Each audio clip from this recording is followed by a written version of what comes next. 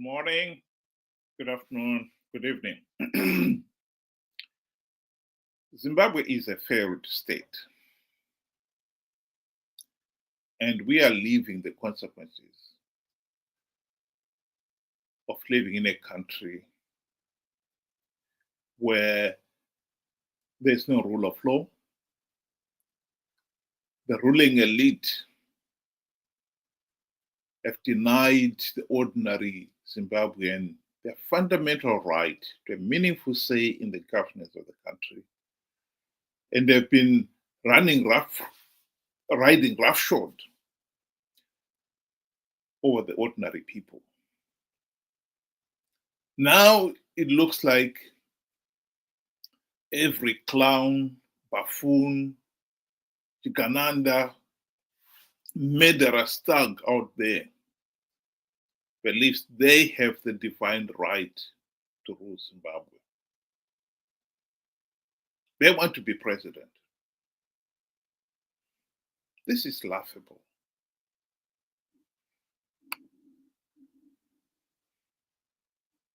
They are arresting me because I said I want to be the president of Zimbabwe. Send help, please. I won't do it again.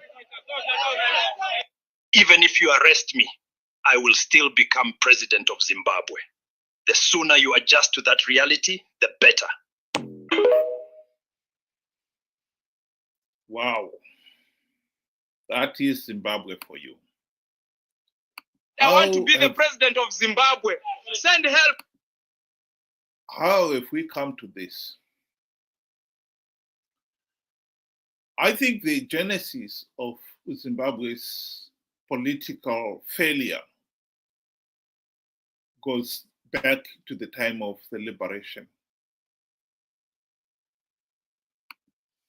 Gandhi and his fellow Indian nationalists put it very well. During India's fight to end British rule, the leaders discussed the issue of whether or not they should take up arms to fight to end British rule. They come to the resolution by asking these two rhetorical questions. What kind of leaders will the armed struggle throw up? And the follow-up, are those the kind of leaders who would want to rule independent India? I think Zimbabwe, we have given the world the answer to those two questions. There is no doubt that the kind of leaders that were thrown up by our liberation struggle have been the kind of leaders the nation does not want. There's no doubt that Zanu PF, Mugabe and his Zanu PF colleagues have ruled the country with an iron fist. After independence in 1980, they really believe they have the divine right to rule. In fact, the 1980 elections itself became a farce because Mugabe and his colleagues left a lot of their freedom fighters on the field, although the agreement, the Lancaster House agreement, it said they were going to be withdrawn to assembly points. Many of them remained in the field. And their message to the electorate was that if Zanu PF does not win the election, the Bush war would continue. A clear statement of a group of individuals who believe they have the divine right to rule. The whole pretense of one man, one vote was thrown out of the window. And ever since 1980, Zanu PF has always approached the issue of elections with the same mentality. They have the right to rule the country. And they will not brook anything else. If you look at Zimbabwe, 45 years after independence, we are still to hold free, fair, and credible elections.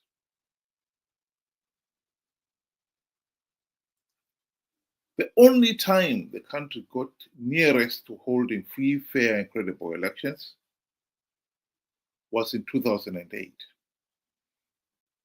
when the Zanu PF regime had been put under enormous pressure by SADC leaders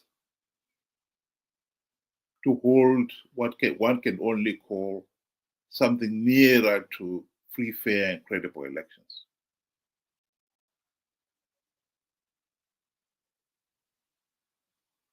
When the results started coming in, and Zanu PF realized that they were losing, none other than Mnangagwa stepped in, dismissed the ZEC officials, and took over the electoral process. Mnangagwa and company went on to recount those votes. There were only 5 million of them, but it took them 6 weeks to recount them. I think it would be better to say to tamper with those results. Much more so when it came to the presidential results.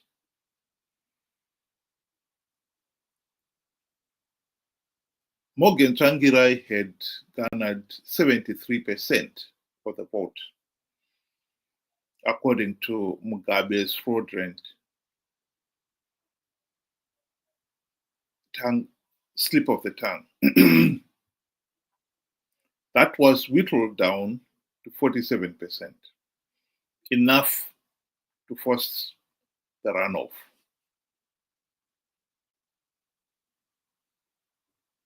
And during the runoff itself, the country witnessed some of the worst electoral-related violence the country has ever seen.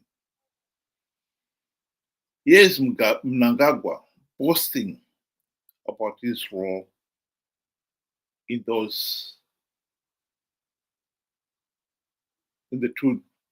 2008 election. 2008 patakaita ma-elections pakaposa papinda Tsvangirai ndandiri election agent ya president. Ma-results abuda tiri party headquarters vamutasa vanga vari secretary vedu ve-administration vamutasa muripi yafona ndiri kwarusapi komo kwenda kwarusapi seka ma-results achibuda kudai vanga aiwa zvako izvo Mnangagwa ndezvo zvako endaenda kumusha ofisi vanga vabisa zvinhu zvavo zvose watofunga kuti zani yadini yaparara. President ofona zvakamira sei kati ndomamira zvakaita takatodini kateda sei manje mama ndikati abvudzai baba nditaure navo baba gadzirai politburo cabinet musarangarira zvimwe zvinhu gadzirai chi cabinet asi nangoda kuti muzive kuti 2008 ma-results abuda vamutasa vakatiza. As a country we face a generational transition. Vana vesa vari kuma below 35, they are crying out for help. The country is in a mess. Arusurufaro. We know we are inheriting a mess. We know this country has been left with nothing. I'm assuring you that starting from tomorrow, you'll see a different nation from what you have seen or read on the news about these results and everything. Where we are going ahead there, the situation will be very different. What we said to our people, they could not see with their own eyes. We are going to act as we see it fit. We are prepared to go the whole distance.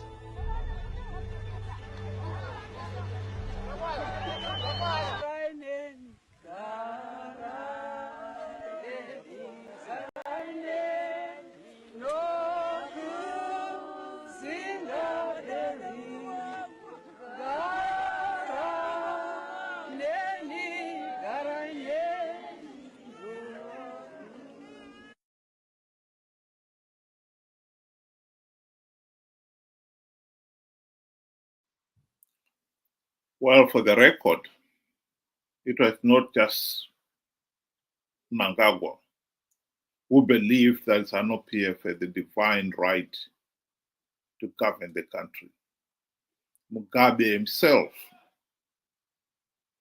restated that very fact during those 2008 elections.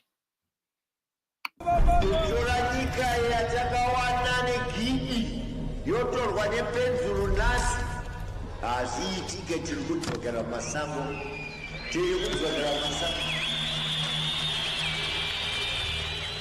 penzuru nepfuti kuti zvaitsesana nharo apa hakwete.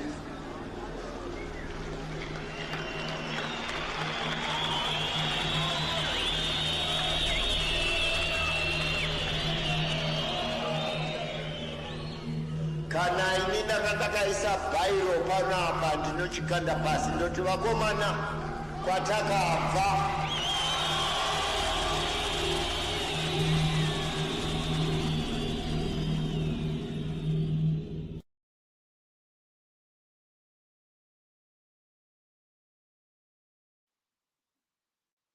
And so we ended up with a situation, a political system in which yesterday's liberators have become today's oppressors. And so we've got to do the whole thing all over again. The tragedy here is that the 2008 to 2013 GNU did present the country with the opportunity to implement the democratic reforms. But unfortunately, not even one token reform was implemented. And so we found ourselves back to where we started.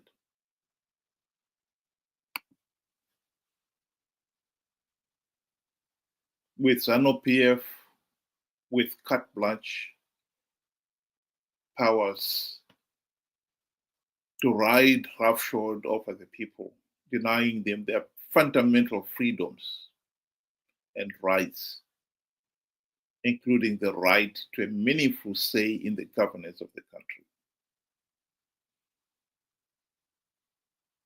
We have got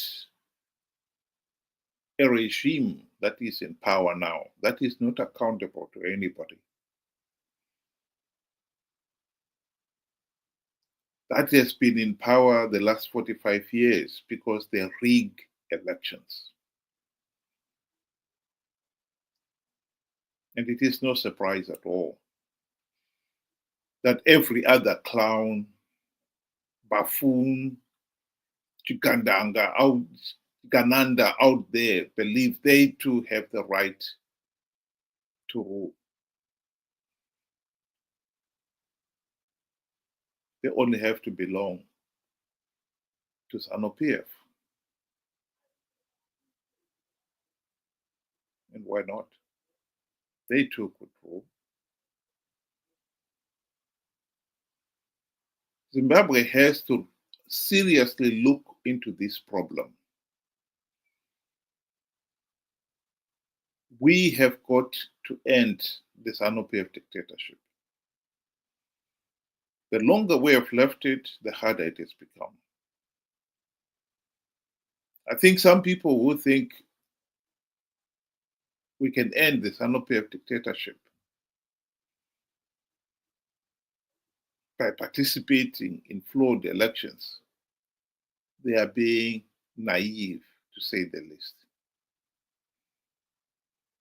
The way out at present, the only way out, as far as I can see,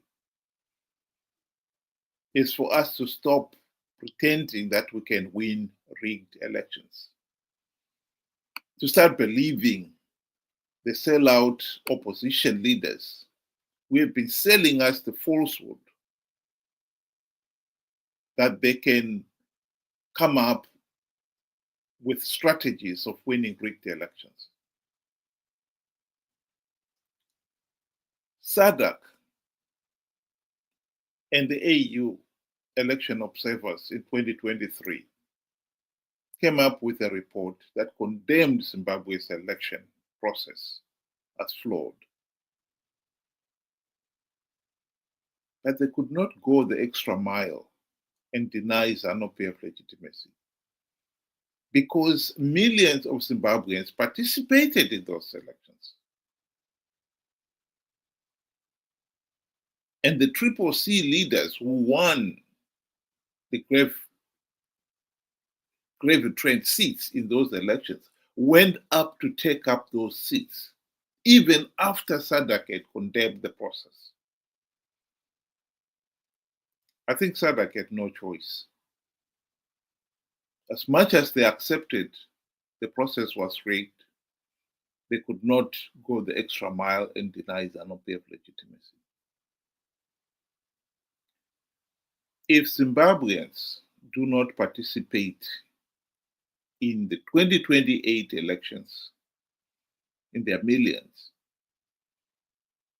SADC will deny Zanu PF legitimacy. SADC already know that the 2028 elections will not be free, fair, and credible, because they know that Zanu PF has not implemented even one token reform.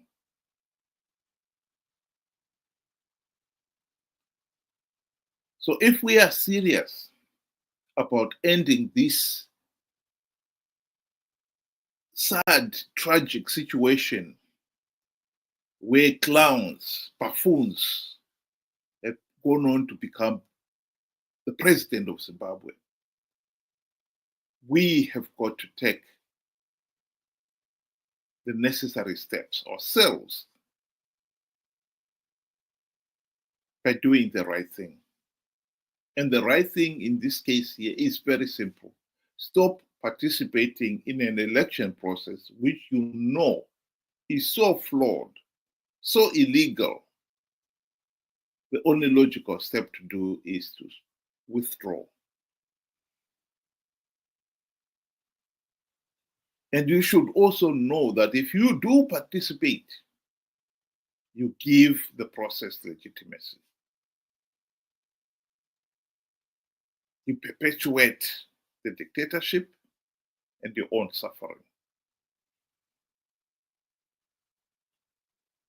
How that has escaped so many people's realization beggars belief.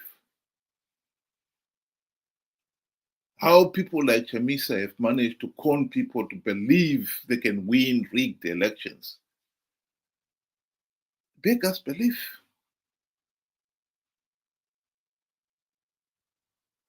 We need to come to our senses as a nation, or we will suffer the consequences of being ruled by clowns and buffoons who believe they have the divine right to govern the country.